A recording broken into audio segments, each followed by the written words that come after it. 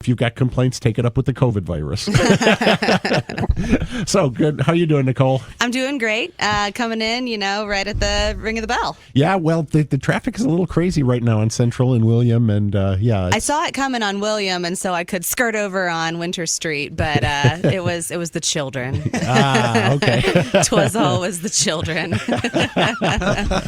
So anyway, So what have you been reading, listening to, binging on? I took a recommendation from one of our earlier guests this spring. It was Miss Jenny Ho. She was reading the Southern Book Club's Guide to Slaying Vampires, and that's by Grady Hendrix. Yes, I remember that. And she gave it a glowing review, and she talked about some of the other books that Grady Hendrix has written. And one of the ones that she mentioned is called Horror Store, and it's spelled HORRORSTO with an umlaut R. So Horror Store. Store. And what it is about is a haunted knockoff IKEA. I think real IKEAs are haunted, so it would make sense. All of those cows that gave their lives for the Swedish meatballs. Oh, that's true. So imagine, you're trapped overnight in a big box store, let's say an IKEA, and spooky things have been happening. Well, then that gives you kind of a good idea of what's happening in an Orsk store. Orsk. Orsk, actually, the setting of this book is kind of fun. It takes place in Ohio.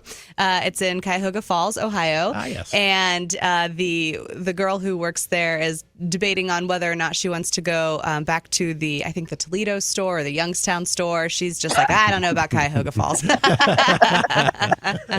There's also lots of references to getting on the highway, which we in Ohio call the highway, or we will call it I-77. But constantly in the book, they're calling it Route 77. And I was like, I think that's a West Coast thing, or an East Coast. It's not Midwest. No, we'd say I-77 or the highway. Yeah. So anyway, those are just the little things that I picked up on with it being from Ohio. But I am impressed. I am listening to it on audiobook. The audiobook reader does call it Cuyahoga, which I'm pretty impressed with. That it could be difficult to pronounce a lot of our Ohio Native American heritage counties. But there's also, is it Cuyahoga or Cuyahoga? I know. Yeah, the locals. So. I think the locals also say Cuyahoga. Cuyahoga. So it's fun. So there's a girl, Amy. She doesn't want to be an employee there. She's just kind of like, she makes a paycheck and then goes home. There's another woman, Ruth Ann, where it is her life. There's also their store manager, and he's kind of nerdy, but he's all in on the Orsk lifestyle. And then there are two fun characters, Trinity and Matt. We meet Trinity and Matt. Trinity does floor sets, and Matt, I think, is also just a floor set employee. She does floor designs, and he's a floor employee. And they have a little bit of a romance going on, but there have been funny things happening overnight in the Orsk, and they get in the morning, and there's been vandalism, and they get in the morning, and there are substances of smelly natures found on the couches. And so the store manager, Basil, he decides that they need to do an overnight watch because the lights always turn off automatically at 2 a.m. until about 7 a.m. And so if anything were to happen, the cameras aren't picking it up. And so they have to do an overnight watch. It reminds me, it is silly as I start, and I'm about halfway through right now, and it's starting to pick up on like the true paranormal things that could possibly be happening. But it reminds me a lot of many years ago, there was the movie Evil Dead. Mm-hmm. And then Evil Dead, the movie, was developed into a musical. Right. Yes. It was actually performed around here in Ostrander, in back in the woods, called Darkwoods Theater in Ostrander. They did Evil Dead, the musical. And it's campy, it's silly and it's campy and it's very lighthearted. And then you realize that like there is some crazy stuff happening. And that's what this book reminds me of. So if you liked what Jenny had recommended the other week, the Southern Book Club Guide to Slaying Vampires. If you like IKEA, if you like campy horror stories, then I think you would like Horror Store by Grady Hendrix. Okay, now remember that title, Horror Store, because it's going to come into play in the second half of our show. So just remember that, okay? Horror store or horror stir. Sure, yes. So Karen, what have you been reading, listening to, or binging on?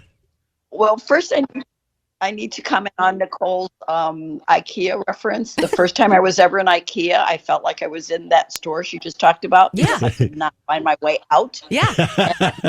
I'm lost, going in circles. But anyway. They play on that in the book.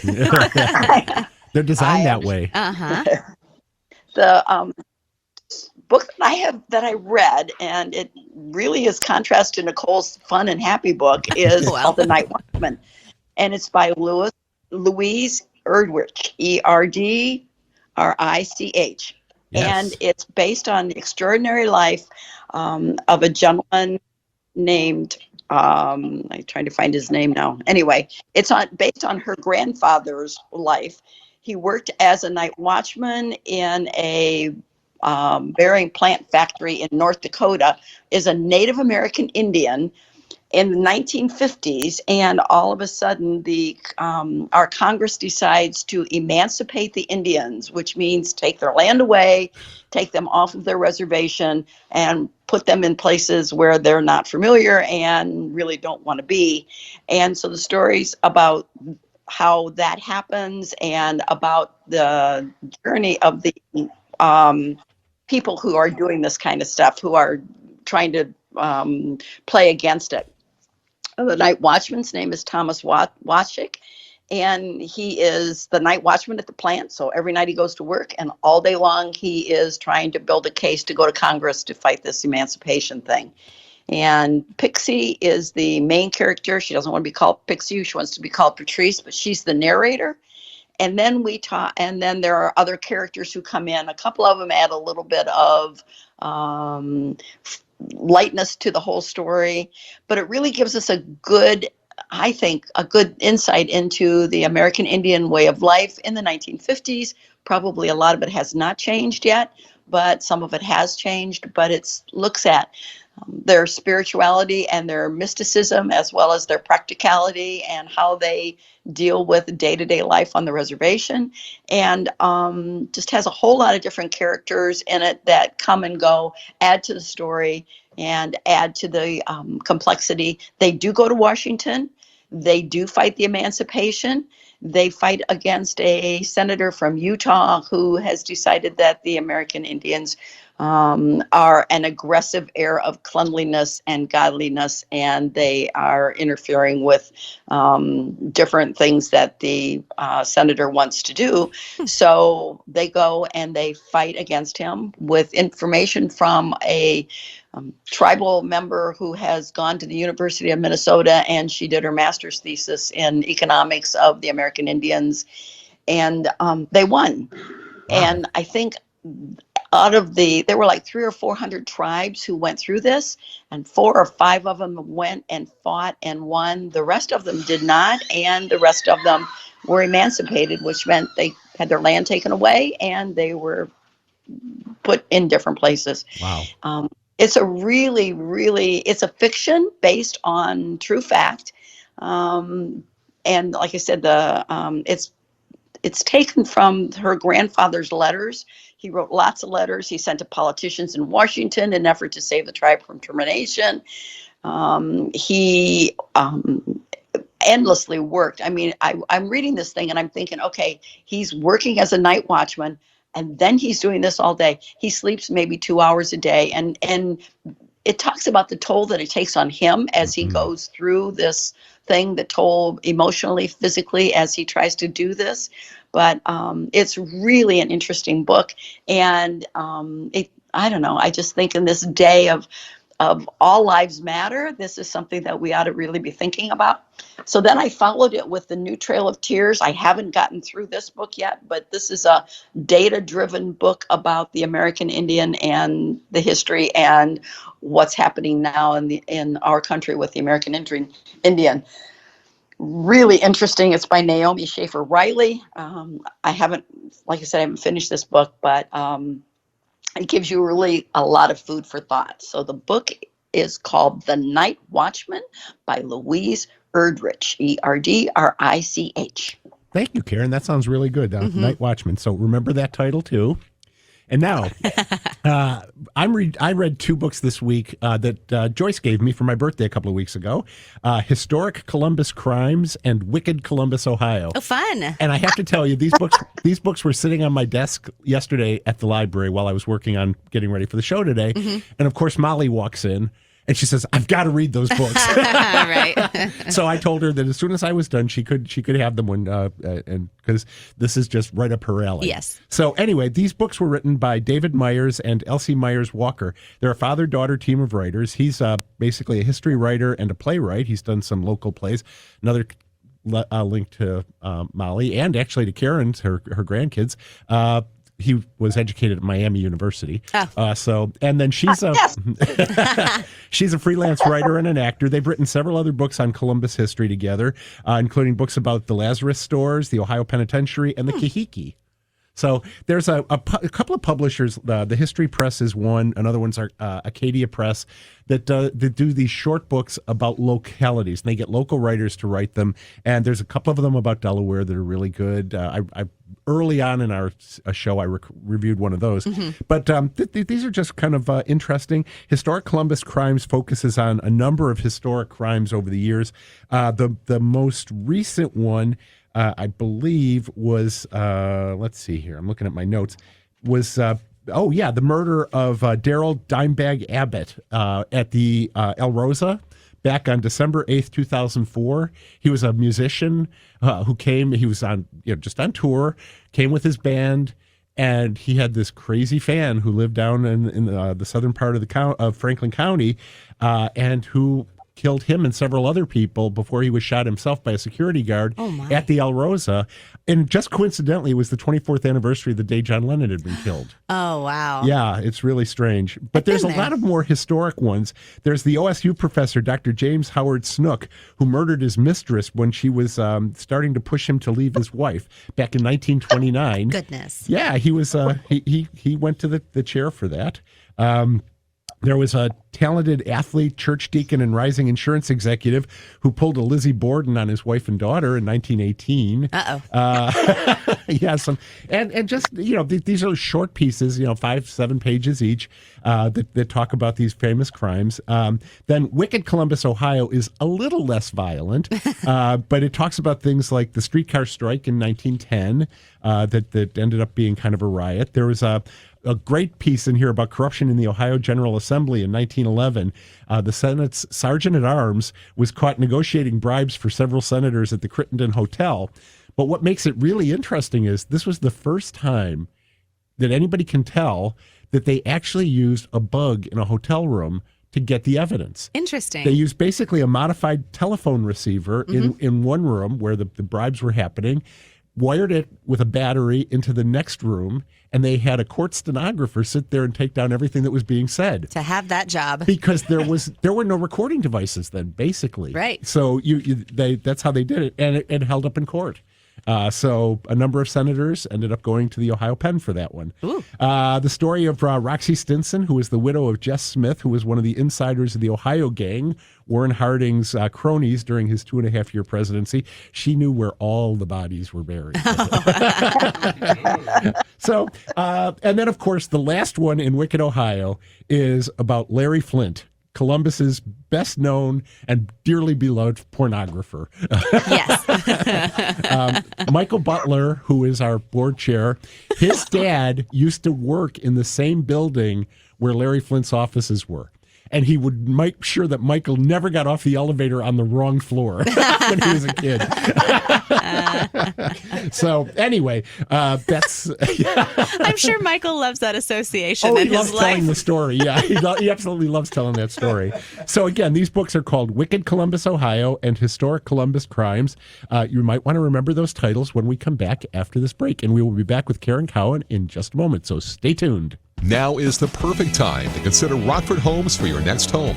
With Rockford, you'll find premium locations, strong schools, and the best quality at an amazing 92.9 FM, Ohio's best classic hits. 76 degrees. You're listening to Off the Shelf on 92.9 and 1550 WDLR. Degrees. Yeah. Oh, well, Bob, you did your best. I know. It's all you can do. So, anyway. It's worked into some nice days. Yeah.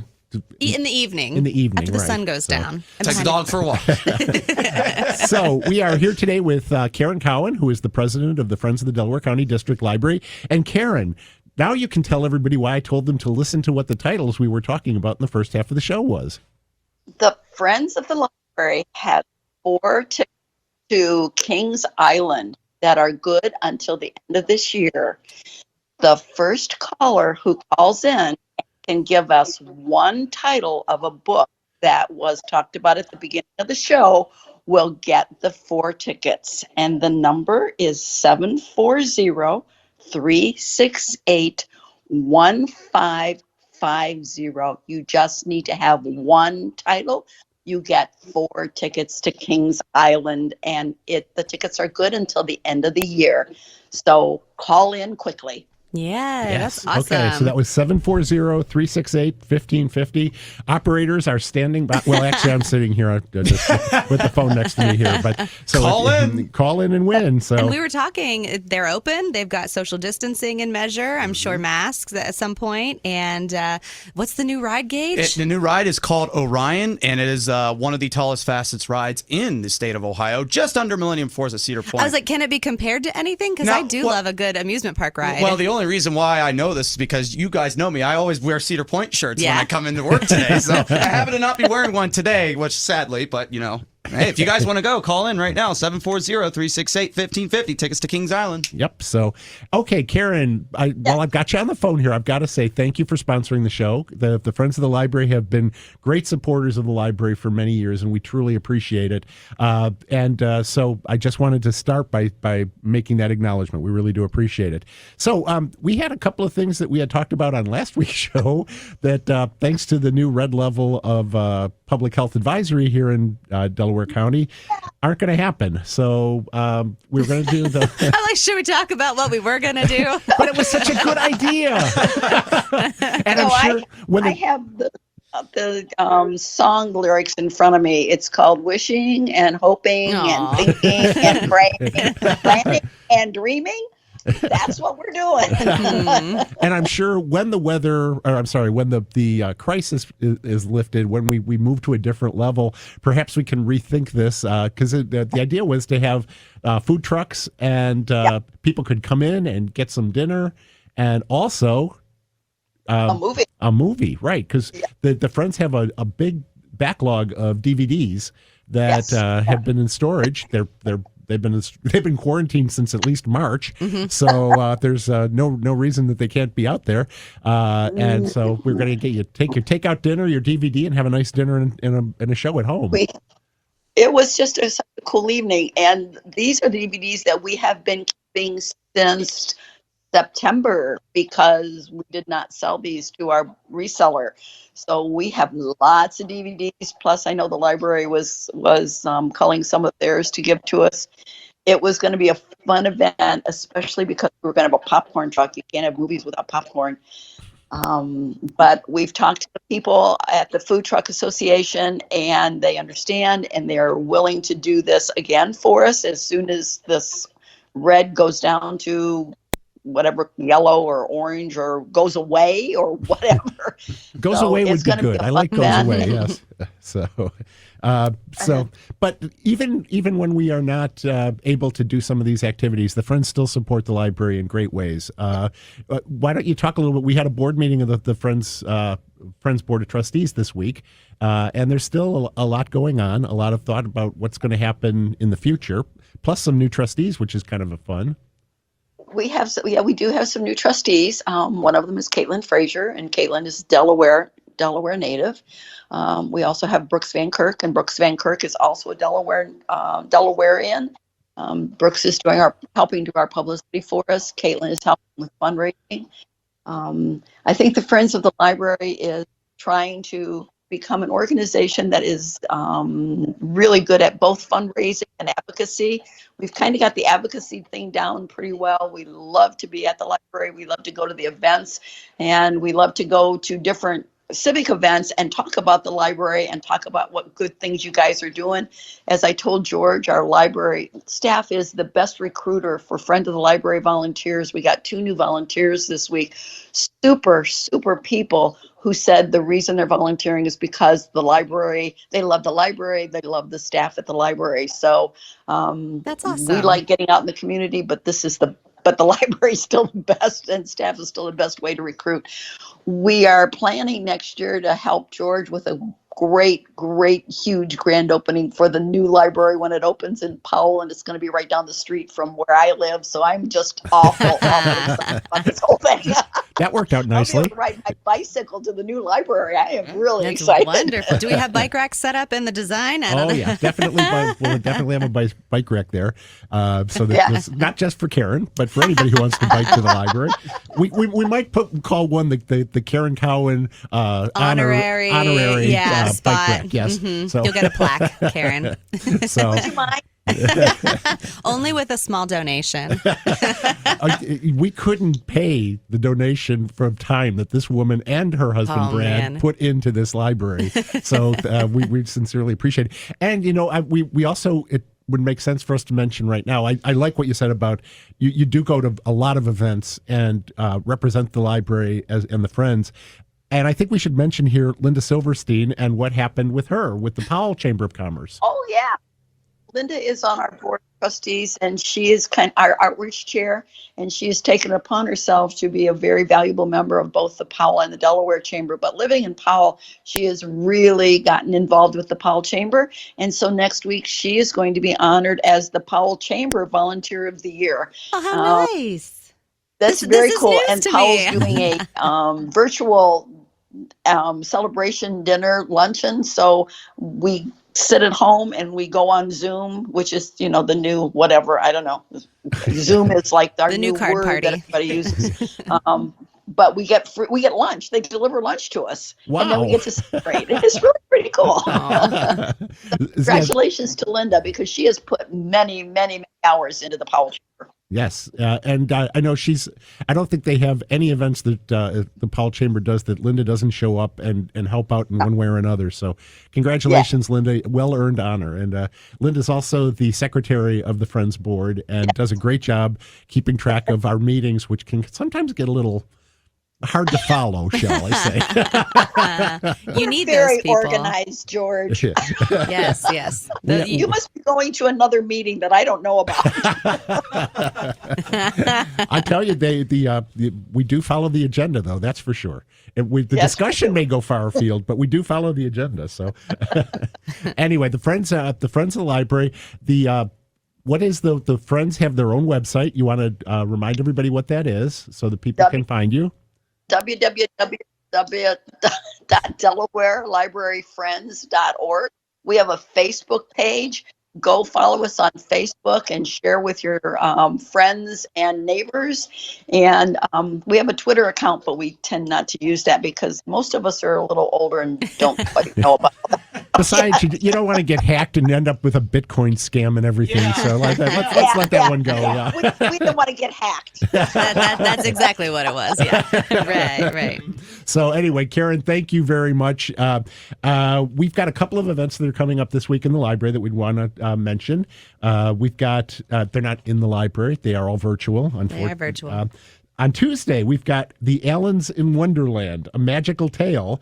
This is going to be done as part of the Summer Reading Club. Mm-hmm. It's one of our events for that.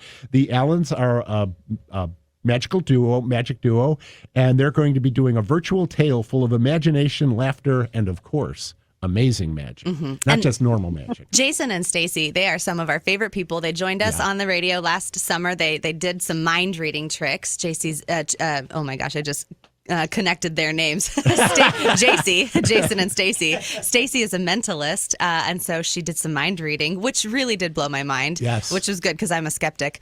And then, but they have some teasers that they're putting up on our Facebook page with some tricks for how you can learn magic. That's great, and that is Tuesday, the 21st at 2:00. Mm-hmm.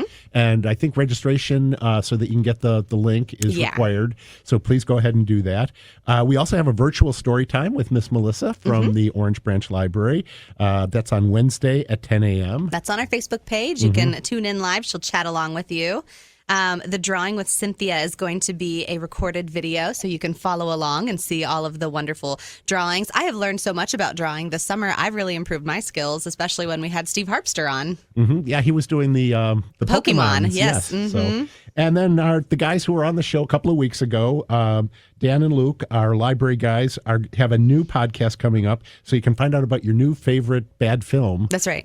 They're going to launch that on Wednesday at midnight, so that'll be available on the podcast channel. Mm-hmm. Yes. Yeah, so. you can get it on Podbean or wherever you find your podcasts. So should we also say that you can listen to Off the Shelf Archives there? And if nobody wants those Kings Island tickets, I don't know. Maybe we have to give them away at another show, or maybe we have to. Or maybe you could just give them to me so I can. I'm just kidding. I know. I'm like messaging my sister, like, hey, you want to go to Kings Island for free? Just call 740. What is it? 368 1550. 1550. Yeah. So anyway, so Karen, thank you again for being our guest today, and I can't wait till we can actually see each other in person again. Thank you very much. I love the little songs at the beginning and the end of the show about us. And thank you, Nicole. It was good being in the studio again. Always a pleasure. And Gage, thank you for making everything possible, for bringing Karen in on Skype and Absolutely. Making the show sound good. And so, again, we'll see you in the parking lot. You've been listening to Off the Shelf